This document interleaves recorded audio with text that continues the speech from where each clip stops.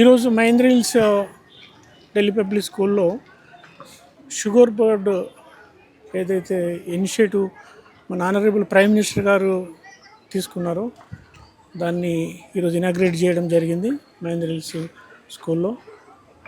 అదే ఇది అన్ని స్కూల్స్లో, ఆల్ డిపిఎస్ స్కూల్స్లో, మహేంద్ర హిల్స్, నాచారం, నాదర్గోల్, ఎరోసిటీ, సంతోష్ నగర్లో, ప్లస్ అదేవిధంగా పల్లవి అన్ని స్కూళ్ళల్లో కూడా బోయినపల్లి, అల్వాల్, బోడుప్పల్, కీసర, బాచ్పల్లి, గండిపేట అన్ని పల్లవి స్కూల్స్లో కూడా స్టార్ట్ చేయడం అయింది.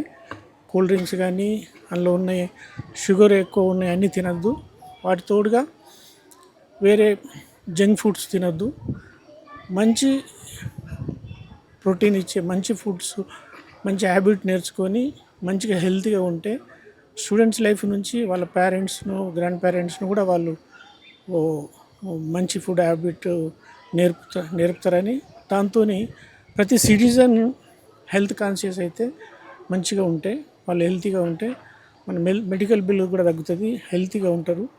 ఎప్పుడైతే సిటిజన్స్ అంతా హెల్తీగా ఉంటారో, ఇండియన్ సిటిజన్స్, అప్పుడు ఇండియా కూడా హెల్తీ కంట్రీగా, ఫిట్ ఇండియాలో భాగంగా ఉంటుందనేది మోడీ గారి ప్రయత్నం.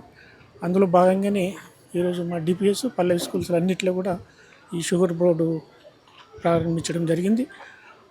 దానికి తోడుగా బ్యాడ్మింటన్ కోర్టు కూడా ఇనాగ్రేట్ చేయడం జరిగింది.